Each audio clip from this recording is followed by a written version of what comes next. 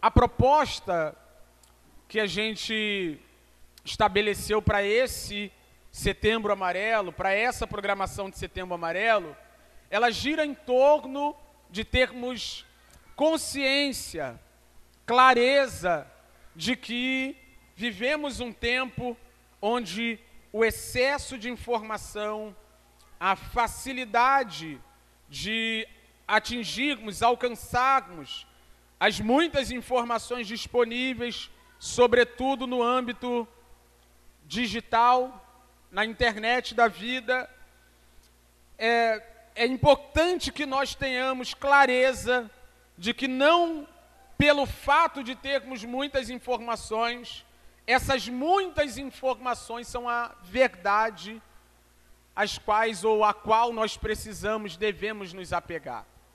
Isso do ponto de vista, como nós vimos aqui nessa palestra, do ponto de vista teológico, mas também do ponto de vista clínico, do ponto de vista médico, do ponto de vista dos muitos tratamentos que estão disponíveis hoje para aqueles que sofrem de problemas de questões ou com questões de saúde mental.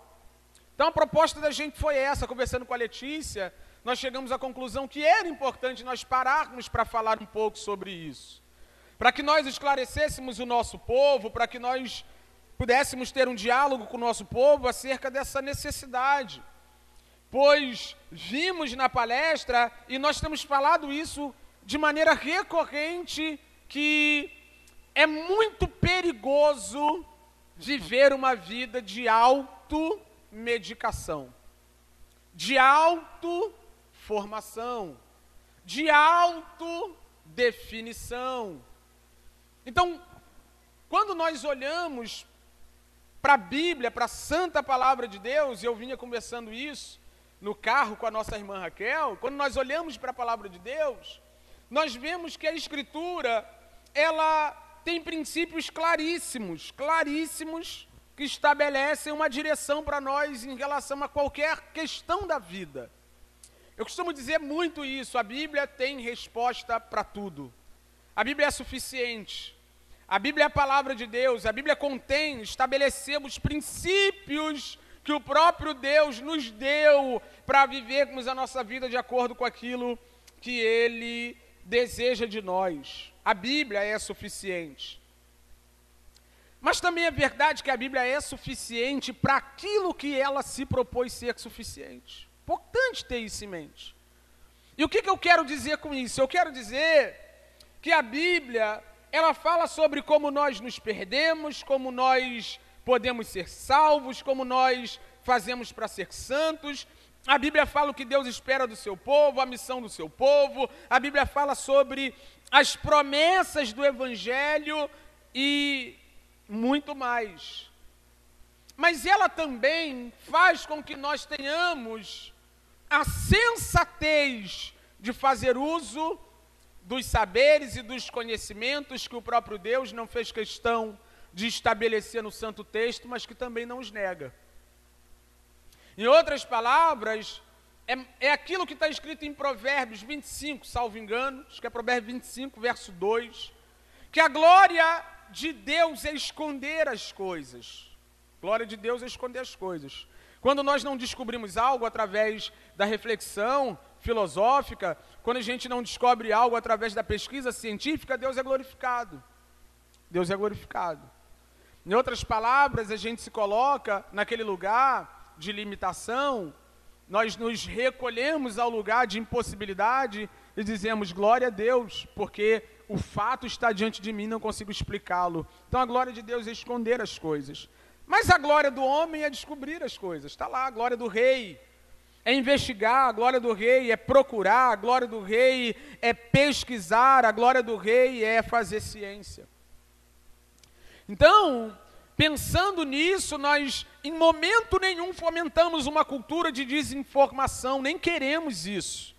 Pelo contrário, nós usamos a Bíblia como a nossa base, como esse pressuposto inviolável de princípios que nós devemos usar como norte e a partir deles corremos atrás de sabermos aquilo que pode ser feito ou não, de como podemos viver ou não, sem que esses princípios bíblicos sejam violados. E aí quando você faz uma análise, você olha, né? O contexto que nós estamos inseridos, hoje nem tanto, graças a Deus as coisas estão mudando, estão melhorando. Hoje você tem a oportunidade de vir para uma igreja evangélica, cristã, e ter uma palestra como essa na sua programação, mas não há muito tempo atrás, a partir de verdades que a Bíblia não sustenta, mentiras, enganos, falácias, equívocos, era sustentado que um cristão não poderia sofrer com problemas de saúde mental. Então perceba, olha o que eu estou falando para você. Nós vivemos num momento histórico de disseminação de informação desenfreada, de acesso à informação desenfreada.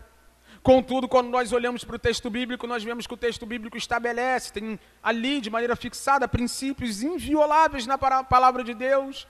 Mas ainda que esses princípios não se proponham a esgotar todos os temas, a Bíblia também nos dá abertura, a palavra de Deus nos dá abertura para entendermos que existe muito mais a ser considerado. E quando a gente perde isso de vista, a gente cai no extremo de dizer que aquilo que a Bíblia não explica exatamente não presta para nós. Isso é um erro gravíssimo. Então não é porque a Bíblia não fala sobre átomos, prótons, nêutrons, elétrons, ou todos os elementos que compõem a matéria, que os cientistas que descobriram que a matéria é composta por esses elementos estão errados. Pelo contrário.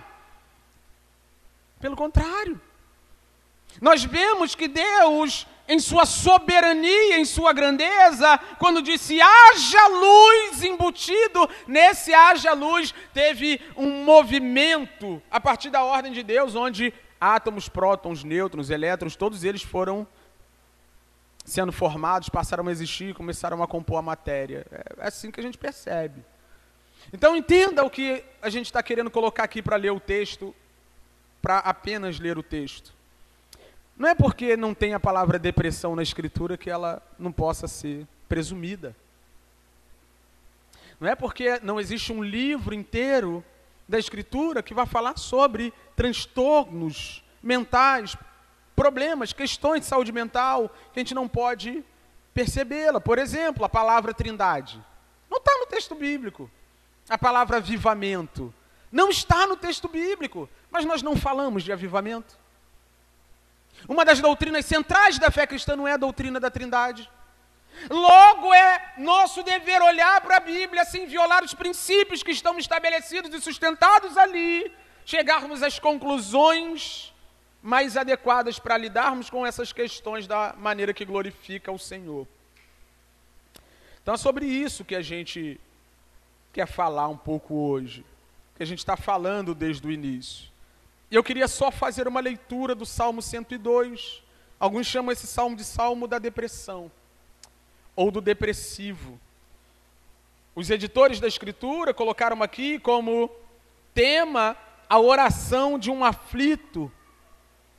Aí tem um subtítulo aqui na minha versão que diz assim, oração do aflito que desfalecido derrama sua queixa diante do Senhor.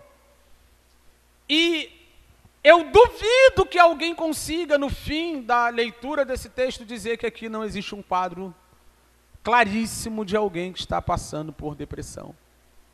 Então, está vendo, irmãos? Que a gente não precisa ter medo do desconhecido. A gente só não pode atravessar as barreiras que Deus estabeleceu. Nós não precisamos ter medo daquilo que a gente não domina.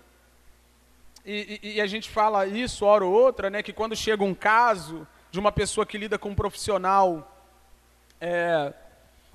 irresponsável, mal informado, mal formado, ou até alguém que acredita em algo que a ciência sustenta, mas que se choca com a Escritura, a gente fica com a Bíblia.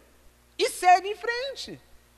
Quando alguém traz para a gente uma questão que a Escritura confronta com a sua palavra, com os seus princípios, a gente simplesmente fica com a Escritura. Mas isso não quer dizer que não haja espaço para considerarmos essas questões que hoje estão muito mais claras através de muita pesquisa, de muita labuta, de muito trabalho dos profissionais da área. E aí o Salmo diz assim, ele começa assim: ouve, Senhor, a minha súplica, e cheguem a ti os meus clamores no plural. Esse cara já está clamando há muito tempo. Está orando, repetidas vezes, buscando ao Senhor. Não é a primeira oração que ele faz nesse momento. Não me escondas de mim o teu rosto no dia da minha angústia. E uma das palavras que podem ser substituídas aqui, ou podem substituir angústia, é opressão. No dia da minha opressão, no dia que eu estiver oprimido, deprimido, no dia que eu estiver em profunda tristeza, em extrema tristeza. Os antigos, nossos irmãos, chamavam a depressão, por exemplo, de tristeza extrema, de melancolia. Então perceba, você não vai encontrar na Escritura a palavra depressão, você não vai encontrar na Escritura crise de ansiedade, mas você vai encontrar lá palavras que, colocadas dentro desse pacote, se encaixam muito bem. Angústia, a palavra que aparece aqui, oprimido, opressão, cabe perfeitamente dentro desse contexto. Então ele está pedindo ao Senhor: Senhor, não te escondas de mim no dia da minha angústia, não esconde teu rosto. Em outras palavras, o caso dele é tão crítico que ele ora repetidas vezes. Ele tem clamado ao Senhor muitas vezes, mas ele ainda sente que o Senhor não está o ouvindo.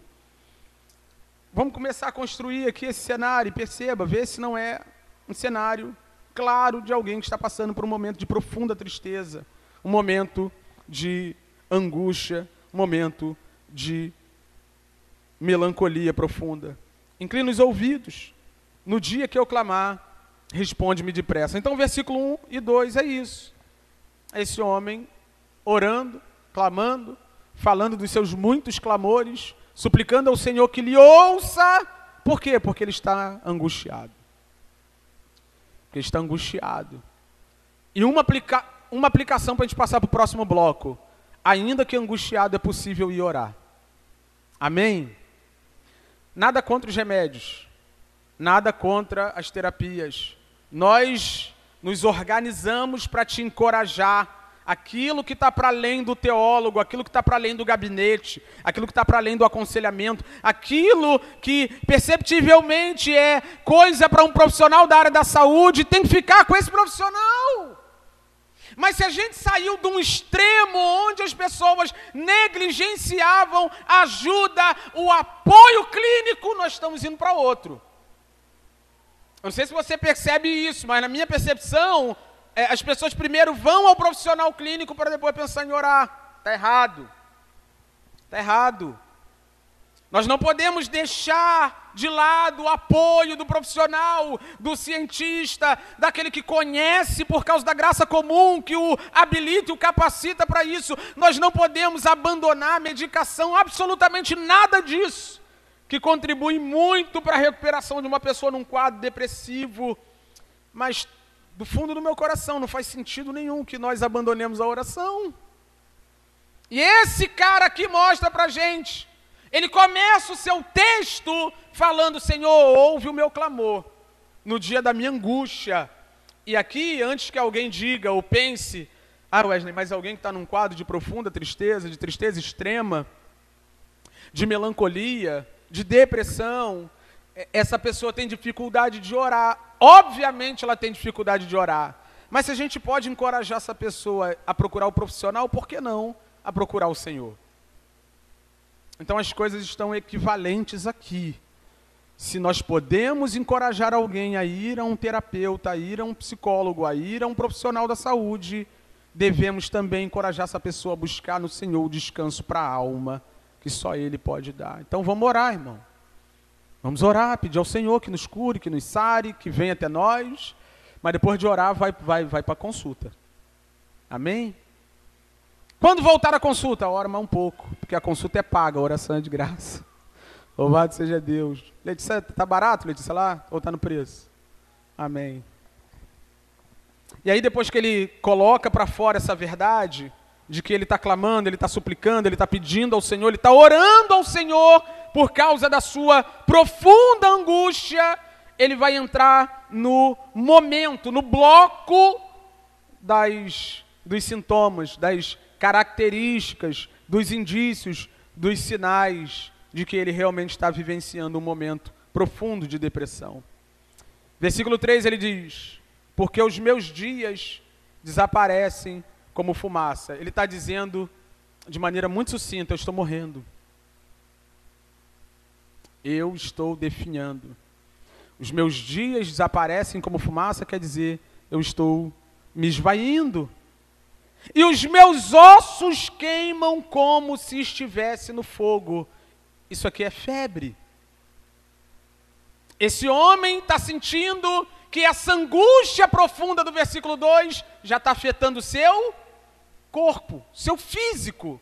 E ele agora está sentindo que sua vida está indo embora, está com uma febrona, a ponto de dizer que seus ossos estão pegando fogo. Ele tem febre e ele está sentindo que sua vida está indo embora. Versículo 4.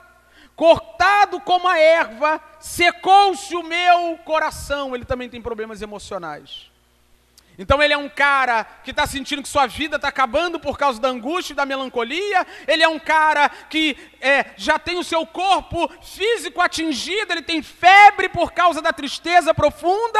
E agora, de acordo com este versículo 4, o seu coração também está sendo atingido. Secou-se o meu coração, as suas emoções estão abaladas. Então seu físico está abalado, seu emocional está abalado. E olha a parte B do versículo 4. Até me esqueço de comer o meu pão. Ele também perdeu o apetite. Então ele é um homem que claramente tem ciência de que sua vida está indo embora. Ele é um homem que está com febre, está pegando fogo, está pelando e sente isso quase que nos seus ossos. Ele é um homem que está com seu coração seco, suas emoções, suas afeições foram afetadas pela angústia do versículo 2, onde ele cita essa angústia, e ele também perdeu o apetite. Ele não quer comer mais. Versículo 5, os meus ossos já se apegam à pele por causa do meu dolorido gemer. Irmão, vê se não é um quadro claríssimo de depressão. É um cara que está angustiado, é um cara que vê seus dias indo embora, desfalecendo, é um cara que está febril, é um cara que seu coração está seco, as suas emoções estão afetadas, atingidas, é um cara que não come mais o seu pão, é um cara que está emagrecendo, os meus ossos se apegam à pele. Eu contei esse testemunho da outra vez, o início dessa igreja, eu e o Renan de Maiara fomos fazer uma visita a um casal de senhores. Quando chegamos lá, pessoas desiludidas com a igreja, feridas com uma comunidade de fé local, com muitos problemas a partir da experiência deles de fé. E o que a senhora me contou partiu o coração, falou que chegou a ficar na pele e no osso, perdendo quase toda a sua massa muscular. Renan estava comigo nesse dia. Estava até mais coradinha, mais fortinha no dia, mas disse que não tinha força para levantar da cama. Ela usou essa expressão aqui, que estava na pele e no osso, num quadro depressivo profundo, por causa do meu dolorido gemer. Irmão, você pode ficar na pele e osso por vários motivos, mas aqui não é nenhuma doença senão o dolorido gemer. E o que é o dolorido gemer no texto?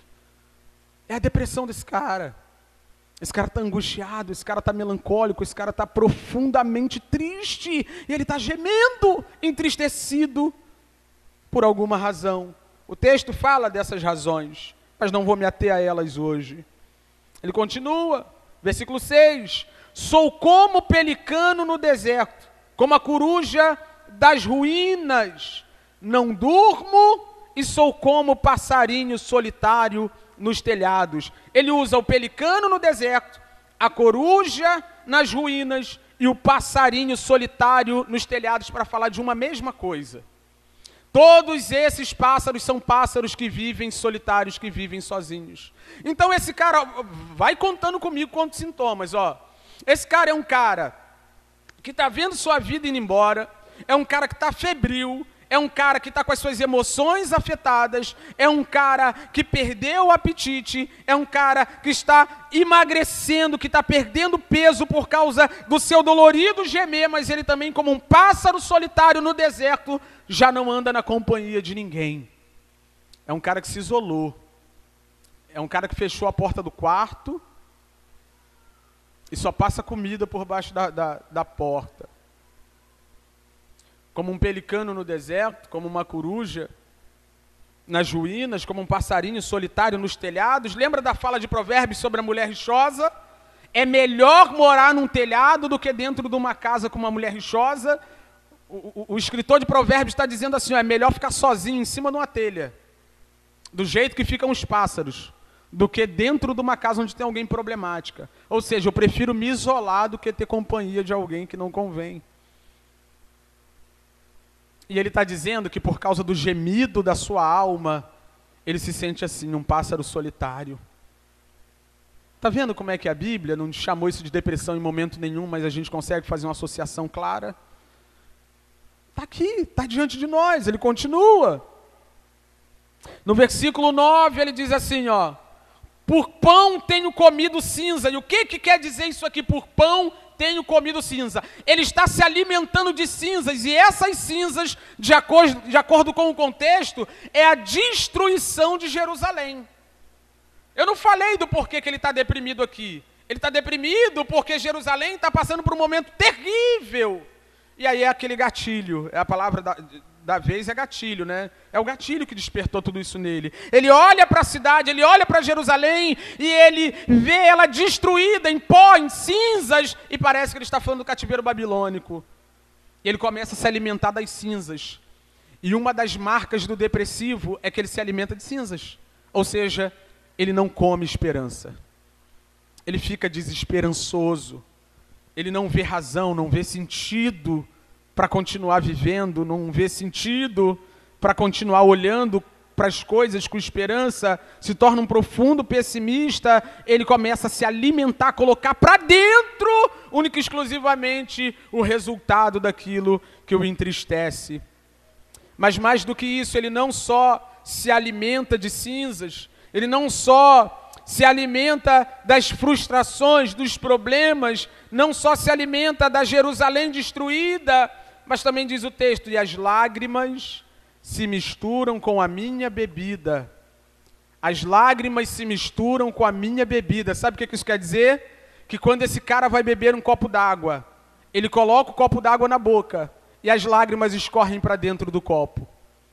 Uma das marcas de um depressivo é uma pessoa que chora copiosamente sem saber dizer para você do porquê que ela está chorando. E esse homem chegou nesse lugar. Esse homem é um homem que se alimenta de cinzas, ou seja, ele se alimenta de desesperança, do caos, dos problemas que estão ao entorno dele, e ele bebe água misturada nas lágrimas. Em outras palavras, quando ele coloca um copo à sua boca, a única coisa que ele consegue colocar para dentro são as lágrimas que ele mesmo está chorando. E a gente conclui aqui no versículo 11 sobre os sintomas da depressão deste salmista. Como a sombra que declina, versículo 11, assim são os meus dias, e eu vou secando, como o mato, como a relva. Então vamos listar aqui. Versículo 13, esse cara tem problemas físicos, saúde, e ele está com febre no versículo 3.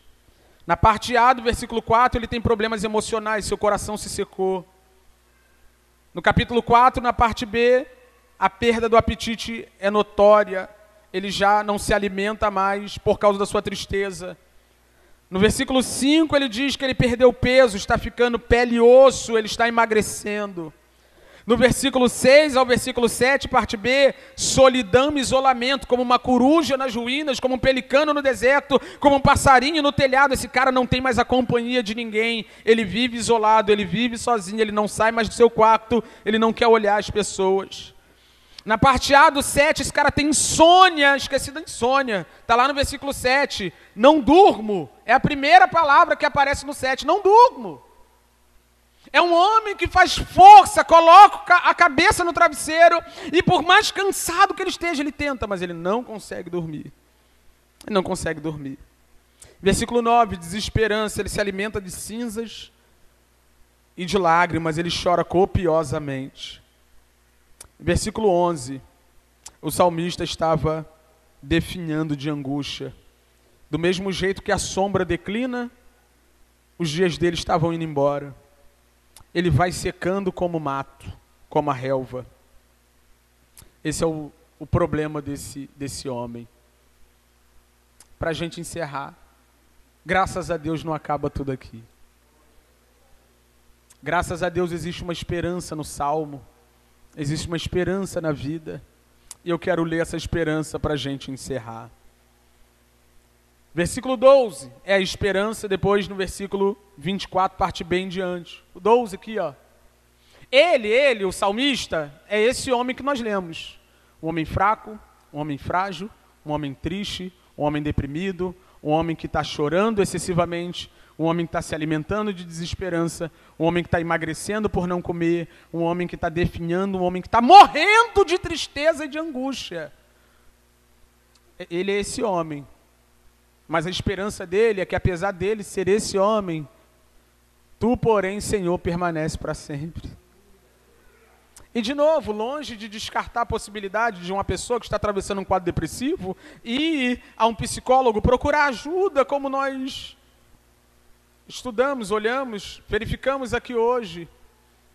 Mas você precisa entender, irmãos, que apesar de todas as pressões e depressões, Deus permanece para sempre. E aqui é uma maneira de a nossa fé ser colocada em prática. Você crê que existe um Deus nos céus, sentado num trono de glória, governando todas as coisas e que cuida de você?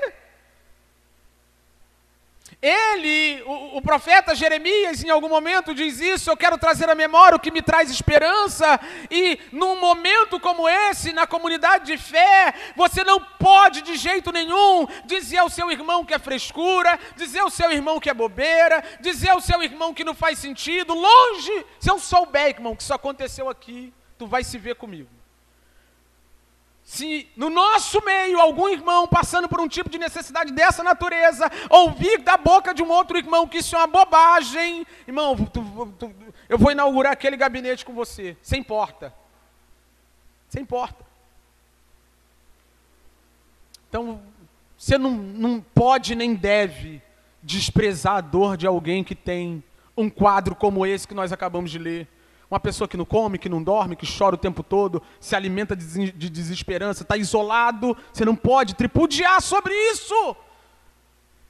Mas ao mesmo tempo que você não pode e não deve desprezar a doença emocional, mental de alguém, você pode e deve nutri-la com esperança. E a esperança do crente é essa aqui: o Senhor permanece para sempre, é o nosso Senhor, é o Senhor da igreja. Então você já vai aprendendo como lidar. Ó, irmão, vem cá. Nós vamos procurar a Letícia para a Letícia dar uma indicação. Vamos ver aqui o que a gente pode fazer para te ajudar, porque daqui foge das minhas possibilidades, mas antes disso vamos orar.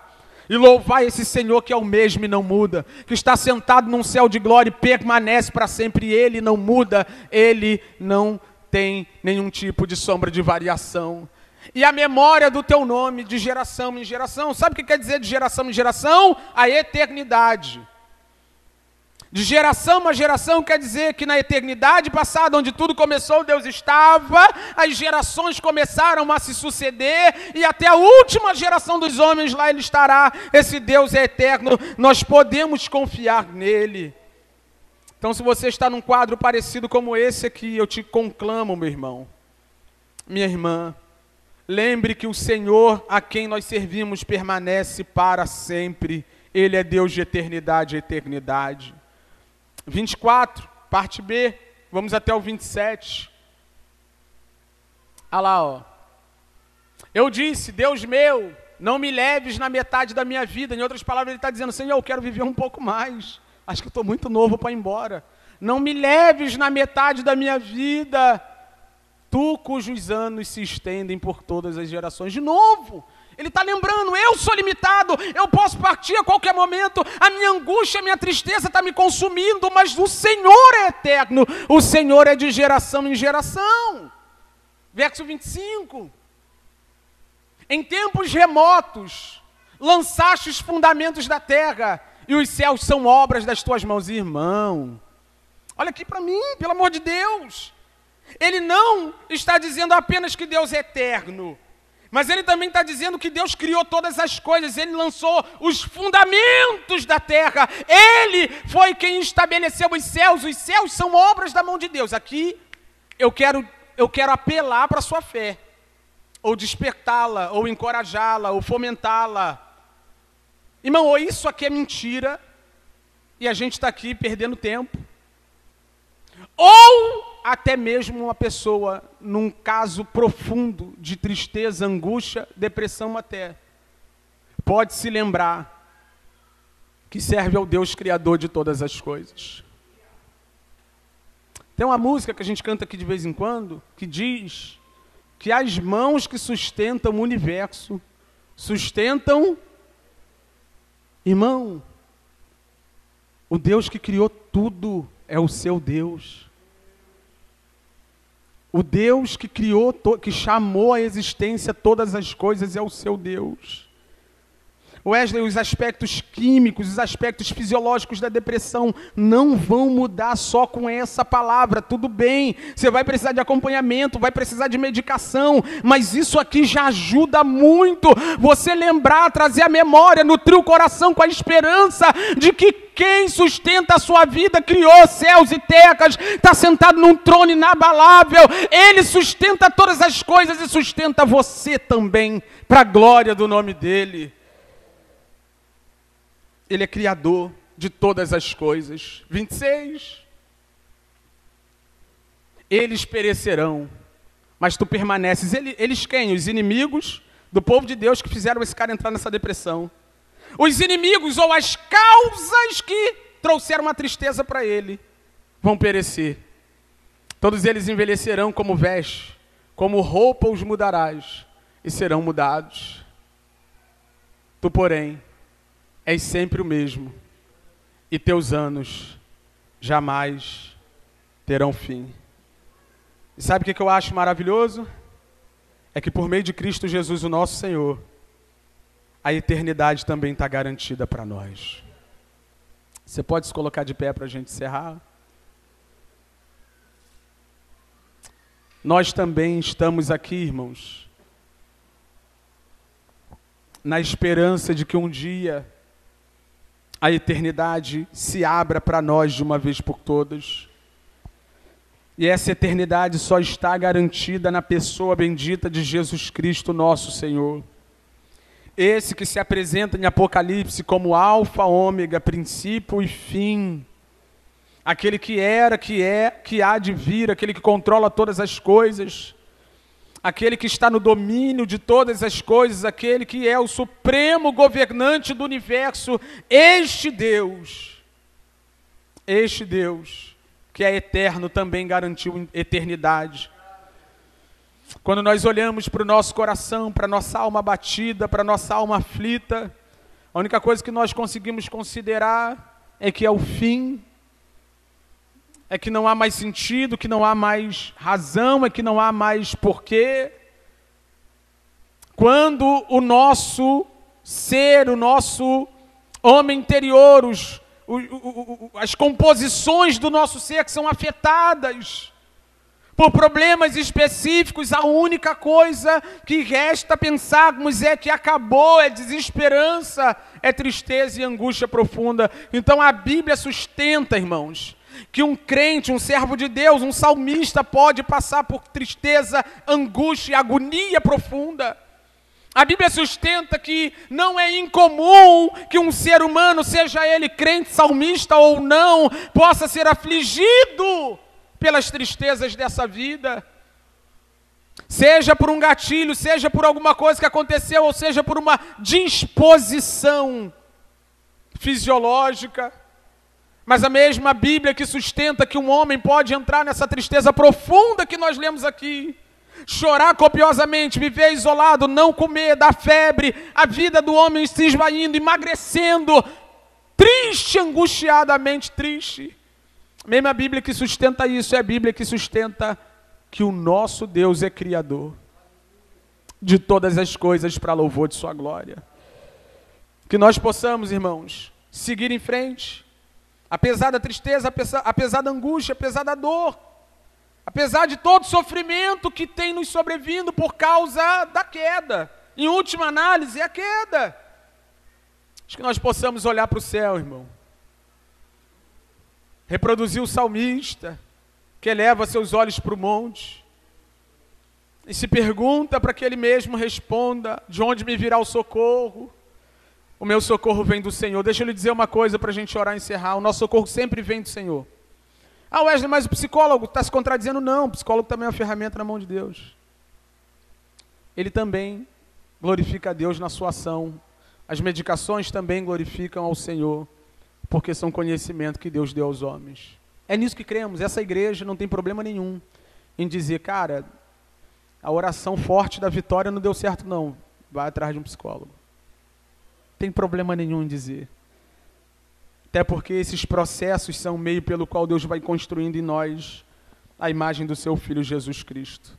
Que dependamos do Senhor, seja através de uma oração, clamor e súplicas, como vimos no início do texto, ou seja, indo atrás daquilo que Ele já nos deu como um presente, a sabedoria dos homens que tem afetado a nossa vida de maneira positiva para a glória e louvor do nome nosso Deus.